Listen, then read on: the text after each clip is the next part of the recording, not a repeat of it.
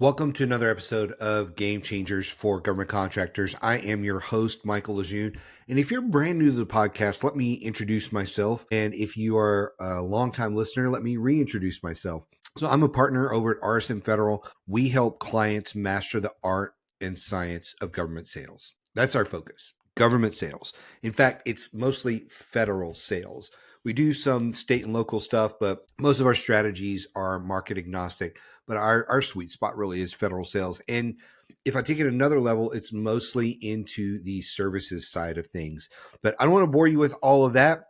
I just want to give you a quick little intro because a lot of people don't know all about us and what we do. We have one-on-one coaching services. We have group coaching services, all that kind of stuff. We've written, I think, 6 number one bestsellers on Amazon now. I've hosted this podcast for a little over a decade. And we do a lot of really good things in the market. We speak at a lot of conferences and things like that. I would recommend, if you do not follow me on LinkedIn, you hop on LinkedIn, go search me out, Michael Lejeune. I'm the good looking one of the Michael. Just kidding. I don't know if the other ones are good looking. There's about a dozen of us now. But go on there and follow me. I put out a lot of great content that is free for you to consume, and you will learn a lot about government contracting. You'll learn about the sales side. You'll learn about the executive coaching side, which is the you side, which we're going to talk about a lot today in the podcast that we have. And I think it'll just educate you, and hopefully you'll get some fun out of it too. I try to make this a little bit more fun and exciting than just the average podcast or business or LinkedIn page where you get a little glimpse of what's going on behind the scenes. And we set an example that business should be fun. And so it's a little bit of a background and refresher on who I am, or if you're new, who I am. Now let's dive in and let's really get into the podcast today. This podcast is sort of in a series. It's not a connected series, but I'm a big Morgan Wallen fan, and his last CD they put out, I'm the Problem. I'm a huge fan of that CD. I like all his stuff, but that's a good one. There's just so many one-liner titles and things in this one that I really liked. And when I first heard I'm the Problem, I thought, man, what a good title for a podcast. We've got to talk about this. I did Lies, Lies, Lies a while back, so you can go search that one out. And I've got a couple more coming out over the next few months. So it's sort of a disconnected series, but it's based on Morgan Wallen's titles for some of his songs. And this one, I'm the Problem, is really about taking radical ownership as a leader in the business, whether you are the owner or you're a sales executive, or even if you're just on the help desk somewhere and you're listening to this, or you're a contracting officer and you don't own the business, that kind of thing. You are a leader in your business and you need to take control of some things. But I want to zero in on the owners and CEO level executives that are out there listening to the podcast. So if you're consistently frustrated with your results, maybe it's time to start pointing the finger at yourself and looking in the mirror. One of the things that I find a lot is people don't understand that your results are the product of something. So if we go back to early math, probably first, second, third grade math, you have something plus something equals a result. And the result is to the right of the equal sign. And that is not something that is directly changeable. Like, you can't just change the result. You have to change the behavior and the actions to the left of the equal sign. And sometimes it's by adding with a plus, and sometimes it's multiplying by doing exponentially more than you're already doing. So if you're making one sales call a week and you're doing 2, you've done 1 + 1 = 2. But if you were making 1 and now you're making 10, it's 1 × 10 or whatever it was, right? Now you're multiplying and you're going to get bigger results. So we don't often take accountability for the things to the left of the equal sign. We often take accountability for the right. Oh, we didn't get the right result. Okay, well, you got the result for the effort you put in. That's the bottom line. You did get the right result for the effort you put into this thing. The problem is you wanted a bigger, better result, and you weren't doing enough things to make that happen, or your team wasn't doing enough things to make that happen. And so there's a lot of excuses that leaders use to really hold themselves and the team back. Things like, hey, GovCon isn't fair. I mean, because there's always something to blame. There's politics. There's a FAR rule. There's an agency moving slow. There's a prime being unfair. There's always something that you can blame it on. And when you do that, you're shifting the blame somewhere other than yourself. And at the end of the day, excuses don't close contracts. They don't. Leadership closes contracts. And leadership saying, I don't care if there's politics going on that are impacting things. In fact, as I'm recording this in the late summer of 2025, there are way too many people blaming politics and FAR rule changes and agencies and the president and I don't know, the moon is out of alignment with Jupiter or some weird crap that has nothing to do on your ability to win contracts. You're probably listening to this and going, wait, hold up, Mike. The FAR rule did change some things. Yeah, it did. Politics did change some things. Well, yeah, it did. Well, agencies moving slow, that changed it. Yeah, it did. That's all correct. That doesn't mean you are out of your obligation to go grow the business. It doesn't matter what's going on in the government. It doesn't matter what's going on in the world. You have an obligation as a leader, as a business owner, to find a way and to spend time blaming politics, rules, any of that kind of stuff takes away from the fact that there's plenty of opportunities out there. You need to increase your BD efforts. You need to diversify your revenue streams. You need to look at other agencies. There are things you can do to the left of the equal sign to increase the results on the right of it. It's the bottom line. You can. So let's stop blaming things and look at ourselves and figure out, how do we as leaders take control of this mindset? And that's where having a radical ownership mindset shifts everything. It stops outsourcing the responsibility for the results and it takes it internal.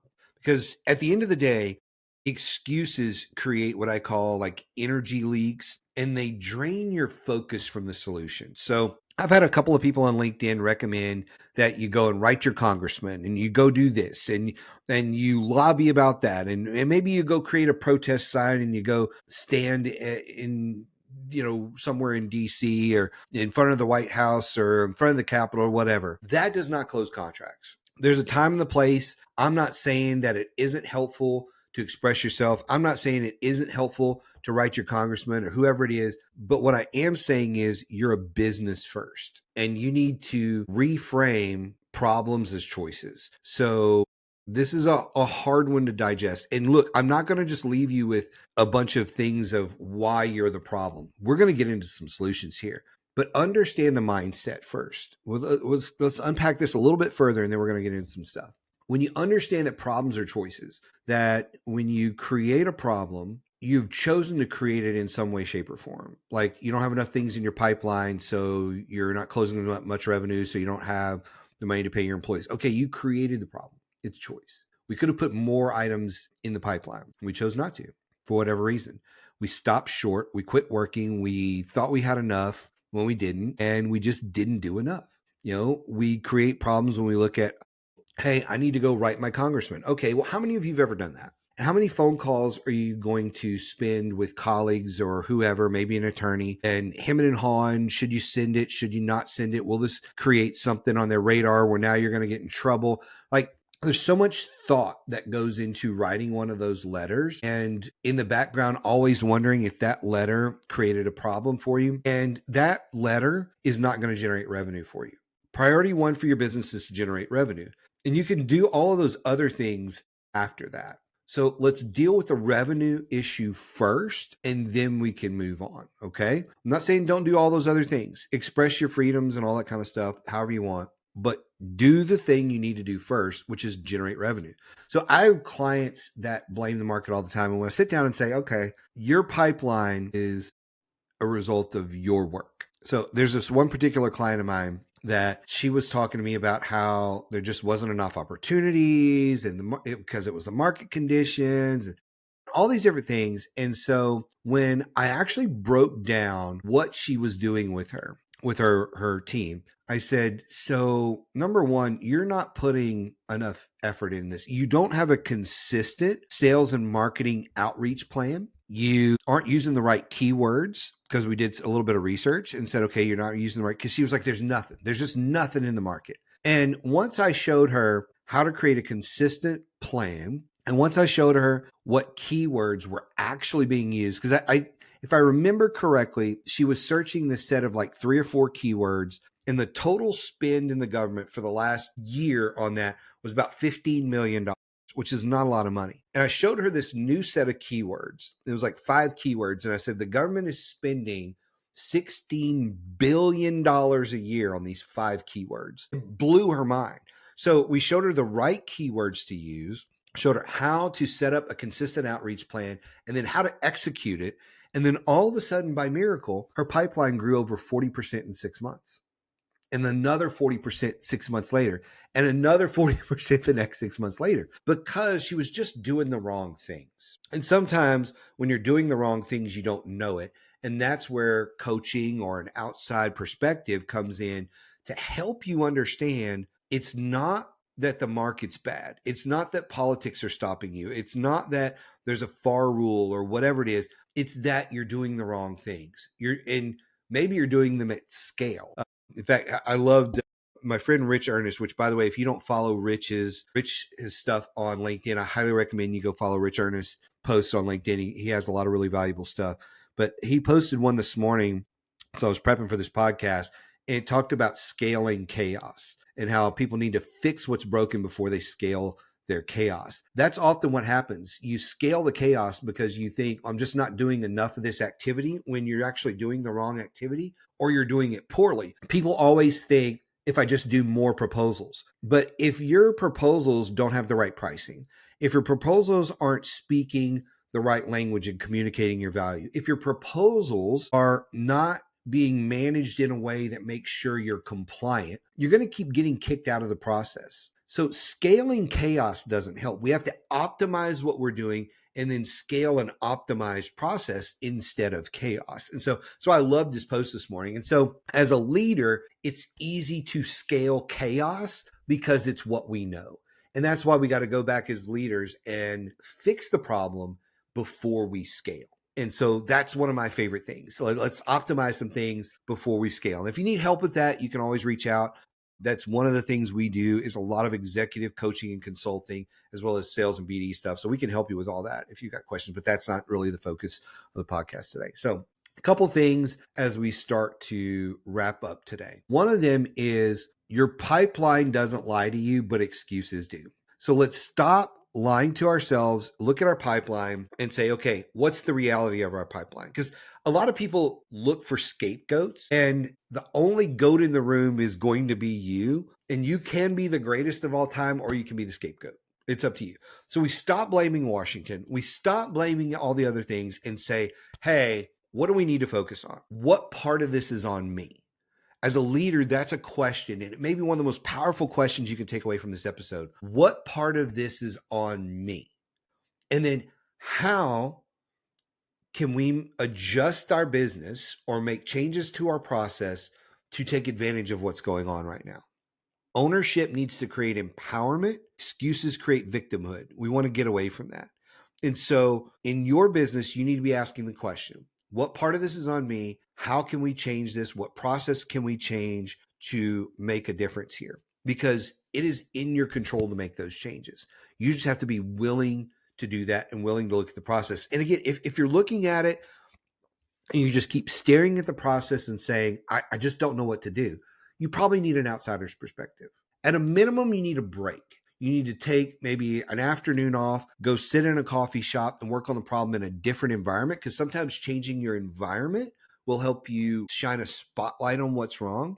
And it maybe that you need to ask a mentor, a friend, someone. It may be that you need coaching to help you with this stuff.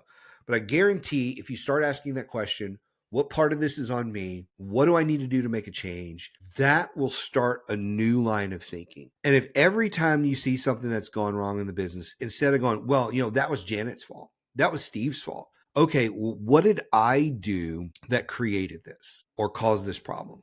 And I'll end with a little story here. I've shared on a couple of podcasts, but it's worth repeating. When Chick-fil-A was trying to roll out the "It's my pleasure, thank you," or whatever you want to call it. So instead of them saying thank you or you're welcome or whatever, they started rolling out "It's my pleasure." And they've separated themselves in the market with that little phrase. You would think that something as simple as replacing your welcome with "it's my pleasure" would be a fairly quick fix. That one little change in Chick-fil-A took over 2 years. Just because you have a process outlined for your people, just because you have a protocol, whatever it may be, doesn't mean everybody's following it.